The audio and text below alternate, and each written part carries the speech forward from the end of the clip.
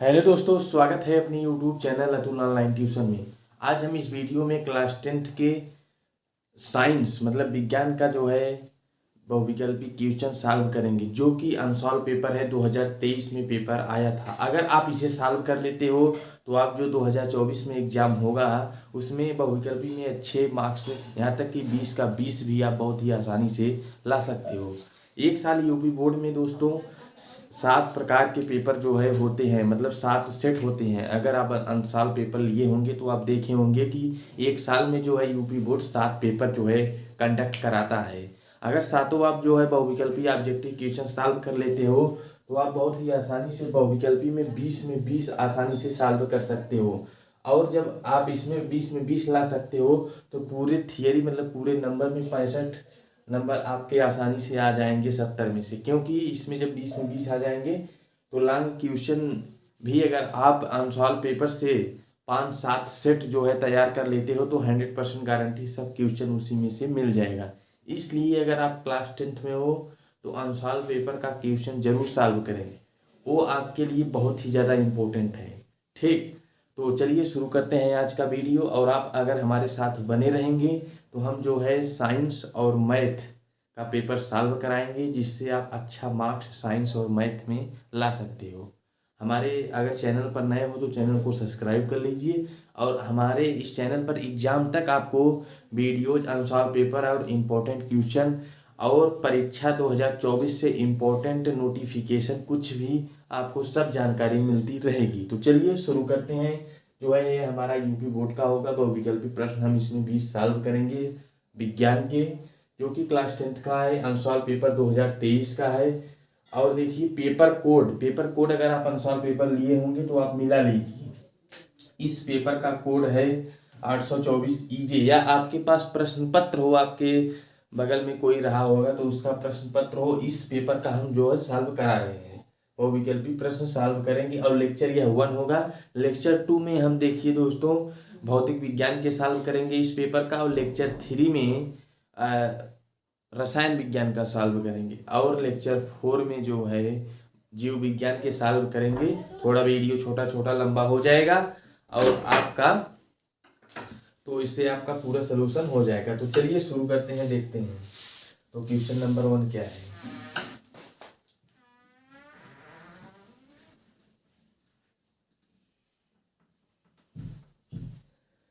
Question 1 हमारा क्या है दोस्तों, आपको स्क्रीन पर दिख रहा होगा कि किसी वस्तु का अवतल दर्पण द्वारा बना प्रतिबिंब आभासी, सीधा और वस्तु से बड़ा पाया जाता है। वस्तु की स्थिति कहाँ होना चाहिए। देखिए दोस्तों, हमारा यह राजीव प्रकाशन का अनसॉल्व है। हम इससे जो है आपको क्वेश्चन सॉल्व करा रहे हैं। अगर आप नहीं लिए हो तो इसे ले भी सकते हो, और नहीं लिए हो तो आप अगर मतलब नहीं लेना चाहते हो तो आप जो है सब क्वेश्चन सातों सेट सॉल्व कर लीजिए, हमारे इस चैनल पर करा दिया जाएगा। आप हमारे चैनल को सब्सक्राइब कर लीजिए। ठीक, तो इसमें कहा है कि क्वेश्चन 1 में किसी वस्तु का अवतल दर्पण द्वारा बना प्रतिबिंब आभासी, सीधा एवं वस्तु से बड़ा पाया जाता है। वस्तु की स्थिति कहाँ होना चाहिए। तो इसमें ऑप्शन नंबर ए में दिया है मुख्य फोकस तथा वक्रता केंद्र के बीच, वक्रता केंद्र पर, वक्रता केंद्र से परे, दर्पण के ध्रुव तथा मुख्य फोकस के बीच। देखिए यही में पाया जाता है, दर्पण ध्रुव तथा मुख्य फोकस के बीच में पाया जाता है। देखिए जब अरे मान लीजिए ये आपका क्या हो गया, अवतल दर्पण हो गया। ठीक, यहाँ आपका हो गया ध्रुव, ये हो गया फोकस, और जो है ये हो गया क्या, वक्रता त्रिज्या। जब इन दोनों के बीच में आपकी वस्तु रखी जाती है तब आपका प्रतिबिंब आभासी और सीधा बनता है। देखिए कैसे, जब यहाँ से कोई, देखिए ये प्रतिबिंब कब बनता है आभासी और उल्टा, लगभग ऐसे बनता है। ये जो वक्रता केंद्र से जाने वाली किरणें कहाँ से होकर जाती हैं, पीछे चली जाती है, ये आभासी प्रतीत होती है। और एक किरण कहाँ से आती है दोस्तों,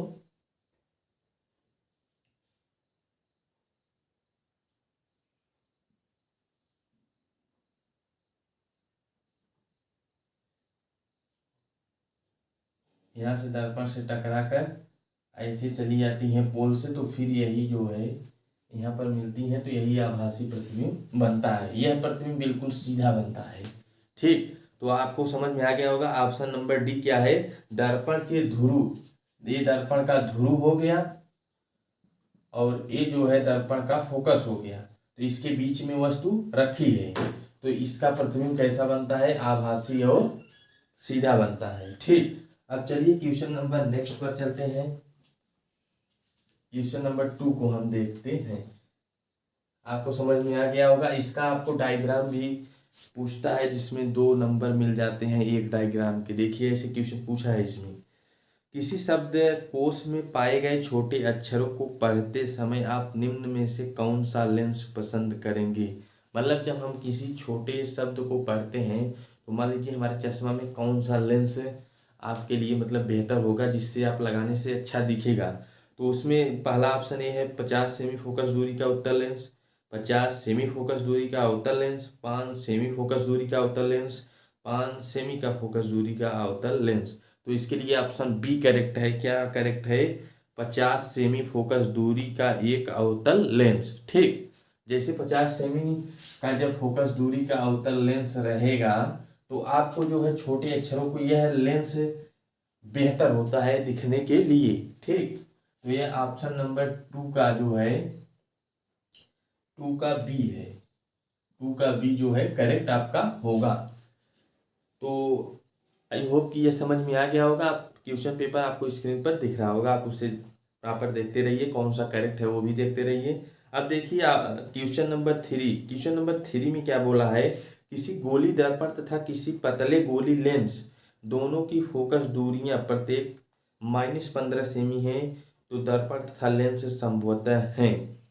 देखिए जब दोनों की फोकस दूरियां सेम हैं और दोनों क्या हैं, दर्पण हैं, तो अब उसमें एक कंडीशन में क्या होगा कि जब फोकस दूरियां सेम हैं, ठीक, और दोनों दर्पण है, मान लीजिए यहाँ पर एक 15 सेमी है तो यहाँ पर भी ये अवतल दर्पण है, यहाँ पर भी ये 15 सेमी है, हम इसे दर्पण बना दे रहे हैं अवतल दर्पण।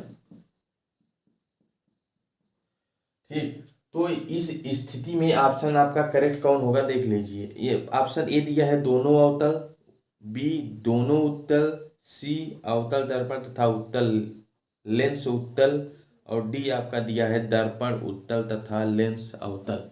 ठीक, तो इसमें आपका ऑप्शन कौन करेक्ट होगा, ऑप्शन नंबर ए दोनों अवतल। क्यों, क्योंकि यह दोनों अवतल लेंस बनेंगे। जब दोनों की दूरियां -15 सेमी समान है तो दोनों क्या होंगी, लेंस समान होंगी। ठीक, अब आपको क्वेश्चन 3 का जो है आपका कौन सा करेक्ट होगा, ए ऑप्शन करेक्ट होगा।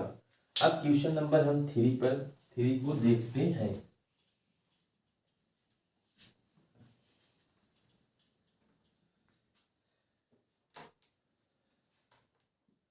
क्वेश्चन नंबर 3 आपको देखिए क्वेश्चन हम सॉल्व नहीं करा रहे हैं, लेकिन आगे के जो क्वेश्चन हैं आपका खंड ब, जिसमें आपके भौतिक विज्ञान और रसायन विज्ञान के क्वेश्चन है, उसे हम आपको पूरा सॉल्व करा के बताएंगे। ठीक, बहुविकल्पी वाला क्वेश्चन आपको थोड़ा बहुत जितना बताना रहेगा हम बता दे रहे हैं, उसके बाद आपको कौन सा सही है करेक्ट है उसे भी हम बता रहे हैं। ठीक, तो इसलिए आप इसमें आप ये देख सकते हो, और आगे के क्वेश्चन हम सभी सॉल्व करा देंगे पूरा कंप्लीट। वही आपको लिखना है जिसमें से आपको पूरे के पूरे मार्क्स मिलेंगे। ठीक, अब देखिए क्वेश्चन नंबर 4 बहुविकल्पी का, मानव नेत्र के जिस भाग पर किसी वस्तु का प्रतिबिंब बनता है वह होती है। देखिए जो मानव नेत्र है, मतलब हमारी जो आँख है, उस पर कोई किसी वस्तु को देखने पर प्रतिबिंब कहाँ बनता है, तो प्रतिबिंब उसे अंग्रेजी में रेटिना और हिंदी में दृष्टि पटल कहते हैं। आप इसे पढ़े होंगे तो आपका ऑप्शन नंबर डी होगा, दृष्टि पटल। इसमें और ऑप्शन दिया है ए कार्निया, बी परितारिका और सी पुतली, लेकिन आपका ऑप्शन डी करेक्ट है, दृष्टि पटल। क्योंकि कोई भी जब वस्तु को हम देखते हैं तो सबसे पहले प्रतिबिंब हमारा रेटिना यानी दृष्टि पटल पर बनता है। ठीक, अब अगला क्वेश्चन नंबर 5 क्या है, दो चालक तार जिनके पदार्थ लंबाई तथा व्यास समान है, दो चालक तार हैं जिनकी पदार्थ और लंबाई समान है तथा व्यास समान है। किसी विद्युत परिपथ में पहले श्रेणी क्रम में और फिर पार्श्व क्रम में संयोजित किया जाता है। ठीक, श्रेणी क्रम और पार्श्व क्रम संयोजन में उत्पन्न ऊष्माओं का अनुपात क्या होगा। चालक तार हैं जिनकी पदार्थ समान है और लंबाई भी समान है, मतलब दोनों तार समझो एक ही हैं, आप सीधा डायरेक्ट समझ लीजिए। किसी विद्युत परिपथ में पहले श्रेणी क्रम में और फिर पार्श्व क्रम में संयोजित किए जाते हैं तो श्रेणी क्रम और पार्श्व क्रम संयोजन में उत्पन्न ऊष्माओं का अनुपात होगा। मतलब एक बार उनको श्रेणी क्रम में लगाया जाता है और फिर उसी को पार्श्व क्रम मतलब समांतर क्रम में लगाया जाता है, तो उनकी क्या बताना है आपको, ऊष्माओं का अनुपात बताना है। तो ऊष्मा उसमें क्या होगी वही आपको अनुपात बताना। तो ये ऑप्शन आपका सी करेक्ट होगा, 1.1:4। ठीक, इसे आप हम अगले अगर क्वेश्चन मिलेगा तो हम ऐसे सॉल्व करा देंगे। अब देखिए अगला क्या है, लघुपथन के समय परिपथ में विद्युत धारा का मान। लघुपथन के समय परिपथ में विद्युत धारा का मान क्या होता है। ऑप्शन ए दिया है बहुत कम हो जाता है, ऑप्शन बी परिवर्तित नहीं होता है, ऑप्शन सी बहुत अधिक बढ़ जाता है, ऑप्शन डी निरंतर परिवर्तित होता है। ठीक, तो आपका ऑप्शन नंबर कौन सा करेक्ट होगा, ऑप्शन नंबर सी बहुत अधिक बढ़ जाता है। अब देखिए ठीक, तो ऑप्शन आपका 6 का सी करेक्ट हो जाएगा, बहुत अधिक बढ़ जाता है। 6 का ऑप्शन नंबर आपका सी सही हो जाएगा। अब देखिए क्वेश्चन नंबर 7 क्या है, विद्युत धारा उत्पन्न करने की युक्ति को कहते हैं। जो देखिए विद्युत धारा की उत्पन्न करने की युक्ति क्या है, जनित्र, जिसे जनरेटर भी कहते हैं, वही एक ऐसी युक्ति है जो विद्युत धारा को उत्पन्न करता है। और इसमें ऑप्शन देखिए ए है करेक्ट, ए जनित्र करेक्ट हो जाएगा। बी क्या है, गैल्वेनोमीटर। गैल्वेनोमीटर एक विद्युत धारा या विभवांतर को मापने के लिए यूज होता है। और ए मीटर क्या है, एमीटर एम्पियर मतलब धारा को मापने वाला, गैल्वेनोमीटर विभवांतर विभव को मापने वाला होता है। और मोटर क्या होता है, विद्युत धारा से चलता है, यह विद्युत धारा बनाता नहीं, विद्युत धारा द्वारा संचालित होता है। ठीक, अब देखिए उपभाग 2 मतलब अब केमिस्ट्री या रसायन विज्ञान के क्वेश्चन आ गए। तो आप क्वेश्चन नंबर 8 क्या है, एंटीमनी है। एंटीमनी का आप दोस्तों क्या होता है, एंटीमनी प्रतीक चिन्ह एस भी होता है। इसका जो है परमाणु क्रमांक 51 होता है। एंटीमनी एक उपधातु है। ठीक, यह एक पी ब्लॉक का एलिमेंट है। तो जैसा कि आप जानते हो पीरियोडिक टेबल में पी ब्लॉक में धातु और उपधातु दोनों पाए जाते हैं, तो यह पी ब्लॉक का एलिमेंट है, इसलिए यह उपधातु है। ठीक, अगर आपको पीरियोडिक टेबल मतलब जो हमारी आवर्त सारणी है उसकी जानकारी आपको बेहतर रहेगी तो आपको केमिस्ट्री बहुत ही आसानी से समझ में आएगी, इसलिए उसको थोड़ा बेहतर आप आसानी से सीखिए। अब देखिए क्वेश्चन नंबर 9, लेड नाइट्रेट का रासायनिक सूत्र है। लेड माने पीबी, जिसका परमाणु क्रमांक होता है 82। और लेड नाइट्रेट बोल रहा है तो पीबी नाइट्रेट में NO3 हो जाएगा। और लेड नाइट्रेट इसका जो बैलेंसी होता है +2 होता है, इसलिए नाइट्रेट 2 हो जाएगा। ठीक, बैलेंसी मतलब संयोजकता आप पढ़े होंगे, तो इसका लेड नाइट्रेट का सूत्र क्या हो जाएगा, PbNO3 2। ऑप्शन नंबर बी आपका सही हो जाएगा। ठीक, अब क्वेश्चन नंबर 10 पर हम चलते हैं। निम्नलिखित में से असंतृप्त हाइड्रोकार्बन है। असंतृप्त हाइड्रोकार्बन, देखिए दोस्तों संतृप्त और असंतृप्त हाइड्रोकार्बन में क्या अंतर है, केवल आप इसको थोड़ा समझिए। संतृप्त हाइड्रोकार्बन वो होते हैं जिसमें कोई डबल बांड नहीं पाया जाए, डबल या ट्रिपल बांड नहीं पाया जाए, उसे क्या कहते हैं, संतृप्त हाइड्रोकार्बन। अंग्रेजी में इसे सेचुरेशन हाइड्रोकार्बन भी कहते हैं।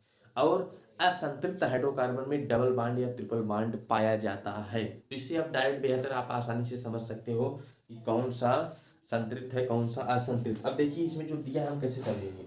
इसमें दिया है C2H6, यह एक एथेन का सूत्र है, जिसका देखिए ऐसे यह H H H H H H, इसमें देखिए 2 कार्बन है, 2 कार्बन 6 हाइड्रोजन है, 1 2 3 4 5 6 हाइड्रोजन, इसमें कहीं डबल बांड नहीं, इसलिए यह क्या हो जाएगा, संतृप्त हाइड्रोकार्बन। अब देखिए ऑप्शन नंबर बी देखिए ये क्या है, C2H4। अब देखिए इसमें 2 कार्बन बोला है, 2 कार्बन हमने ले लिए, 4 हाइड्रोजन, तो 2 हाइड्रोजन इधर और 2 हाइड्रोजन इधर। अब देखिए ये जो है कार्बन की वैलेंसी 4 हमेशा कंप्लीट होनी चाहिए। इसमें कितना है 1 2 3 1 2 3।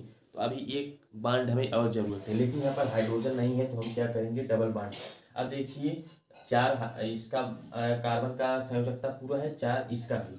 तो यह देखिए यहाँ तक डबल बांड आ गया, तो यह क्या हो जाएगा असंतृप्त हाइड्रोकार्बन, क्योंकि इसमें डबल बांड आ गया। अगर ट्रिपल बांड भी आएगा तो भी असंतृप्त हाइड्रोकार्बन हो जाएगा। ठीक, अब देखिए आप सी क्या का है, सी भी आप समझ लीजिए। ऑप्शन आपका बी जो है करेक्ट है। ऑप्शन जो है 10 का आपका बी करेक्ट है, लेकिन आप सी भी समझ लीजिए। सी क्या है CH4 मेथेन। मेथेन में सभी बांड सिंगल हाइड्रोजन से जुड़े होते हैं कार्बन से, इसमें कहीं डबल बांड नहीं है, तो यह भी आपका संतृप्त हो जाएगा। और अगला क्वेश्चन C3H8 यह एक प्रोपेन का सूत्र है। प्रोपेन का सूत्र से देखिए इसमें 3 कार्बन है, तो इसमें 3 कार्बन और 8 हाइड्रोजन है, तो 8 हाइड्रोजन हम लगा दे रहे हैं। एच आप हाइड्रोजन को गिन सकते हो 1 2 3 4 5 6 7 8 हाइड्रोजन। इसमें कहीं डबल बॉन्ड नहीं है और कार्बन की चारों संयोजकता पूरी है तीनों कार्बन में, इसलिए यह भी क्या हो जाएगा संतृप्त हो जाएगा। तो आपका असंतृप्त पूछा है तो आपका ऑप्शन बी सही होगा। तो यह क्वेश्चन आपको समझ में आ गया होगा संतृप्त और असंतृप्त का। एक इसका और तरीका है कि जो इस रूल को फॉलो करे, मतलब CnH2n+2 जो इस फार्मूले को फॉलो करे वो क्या हो जाएगा संतृप्त। मतलब जैसे अगर यहाँ पर H की मान 1 रखा जाए तो 1, और ये हो जाएगा यहाँ 1 रखेंगे तो 2 1 का 2 + 2 4। CH4 ये फॉलो मतलब इसका जो रूल फॉलो करे। अरे यहाँ पर मान लीजिए 3 कार्बन है तो n का मान 3 रख दीजिए, 4 कार्बन है तो 4 रख दीजिए। जो इसको फॉलो करे वो संतृप्त, और जो न फॉलो करे डायरेक्ट आप मान लीजिए या ऑप्शन को करेक्ट कर दीजिए असंतृप्त। ठीक, अब क्वेश्चन नंबर 11, प्रोपेनल में क्रियात्मक समूह है। प्रोपेनल में क्रियात्मक समूह क्या होता है दोस्तों CHO यह क्या है एल्डिहाइड है। एल्डिहाइड को IUPAC नाम में नल लिखते हैं, इसे आप समझिए नल। ठीक, जैसे क्या हो गया प्रोपेनल। और जो क्रियात्मक समूह है उसके बारे में भी जान लेते हैं। OH एल्कोहलिक ग्रुप है जिसे क्या लिखते हैं ऑल, IUPAC नाम में क्या लिखते हैं ऑल। और इसमें कौन कौन दिया है उसको भी हम जान लेते हैं। ये क्या है कीटोनिक ग्रुप है, ठीक, जिसके ओन लिखते हैं, जिसे IUPAC नाम में लास्ट में ओन शब्द जोड़ देते हैं अगर ऐसा शब्द आ गया ओन। और आपका इसमें क्या है हाँ COH ग्रुप, COH ऐसे। यह क्या है एक एसिटिक एसिड मतलब एसिडिक ग्रुप है, तो ऐसे में IUPAC नाम में हम क्या जोड़ते हैं ओइक एसिड या ओइक अम्ल जोड़ते हैं। ठीक, ओइक अम्ल। तो ऐसे जैसे आ गया तो यहाँ पर ऐसे एथेनोइक अम्ल होता है, और यहाँ पर पेंटोन ओन, और यहाँ पर जैसे एथेनॉल मेथेनॉल प्रोपेनॉल। ठीक, तो आपको यही क्रियात्मक समूह ध्यान देना है। तो आपका ऑप्शन नंबर कौन सा करेक्ट है, ऑप्शन नंबर ए 11 का ऑप्शन नंबर ए करेक्ट है। इसमें क्या पूछा है प्रोपेनल, देखिए लास्ट में नल जुड़ा है तो आपका ऑप्शन CHO वाला सही होगा। अब जो है क्वेश्चन नंबर 12 में क्या है एसिटिक अम्ल का IUPAC नाम। देखिए अभी जो हमने बताया इसी से आपका हो जाएगा। क्वेश्चन नंबर 12 क्या कह रहा है एसिटिक अम्ल, एसिटिक अम्ल का IUPAC नाम बोला। एसिटिक अम्ल का फार्मूला क्या होता है पहले उसे हम देख लेते हैं। CH3COOH यह एसिटिक अम्ल का फार्मूला है। देखिए इसमें COOH ग्रुप आ गया तो इसमें लास्ट में हम क्या जोड़ेंगे ओइक, इसके IUPAC नाम में क्या जोड़ेंगे ओइक अम्ल। ठीक, ओइक अम्ल जोड़ेंगे तो इसका देखिए इसमें कितने कार्बन है 2 कार्बन, 2 कार्बन होता है एथ, तो क्या हो जाएगा एथेनोइक एसिड, एथेनोइक एसिड या अम्ल। इसे 1 कार्बन मेथेन 2 कार्बन एथेन ऐसे होता है। 3 कार्बन प्रोपेन 4 कार्बन ब्यूटेन तो यहाँ से क्या हो जाएगा, प्रोपेनोइक अम्ल। आई होप कि यह आपको समझ में आ गया होगा, हम उम्मीद करते हैं। क्वेश्चन नंबर 12 का भी करेक्ट हो जाएगा, एथेनोइक एसिड। ठीक, एथेनोइक अम्ल। एक तत्व के क्लोराइड का सूत्र MCl2 है, तो इसके ऑक्साइड का सूत्र होगा, इसमें बोला है क्लोराइड एक मेटल का मतलब है, M को मेटल मान लीजिए, तो यह मेटल क्लोराइड का सूत्र है, तो हमें क्या बताना है, इसके ऑक्साइड का सूत्र। तो इसके ऑक्साइड का सूत्र क्या हो जाएगा, M2O। ठीक, इसमें क्या होता है देखिए, इसके 3 आइसोटोप होते हैं, एक O2-1 और O-,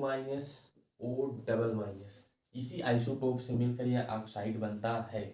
ठीक, तो आपका ऑप्शन नंबर कौन, ऑप्शन नंबर डी सही हो जाएगा। ऑक्सीजन के 3 आइसोटोप होते हैं, इसे आप जरूर ध्यान दीजिए।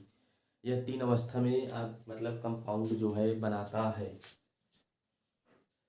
अब देखिए, अब जो है, अब बायो की क्वेश्चन हम सॉल्व करेंगे। बायो मतलब जीव विज्ञान के, तो वृक्कों का कार्य होता है, वृक्कों का कार्य होता है दोस्तों उत्सर्जन का, जिसके द्वारा हम लोग उत्सर्जन करते हैं, वह वृक्कों का कार्य है।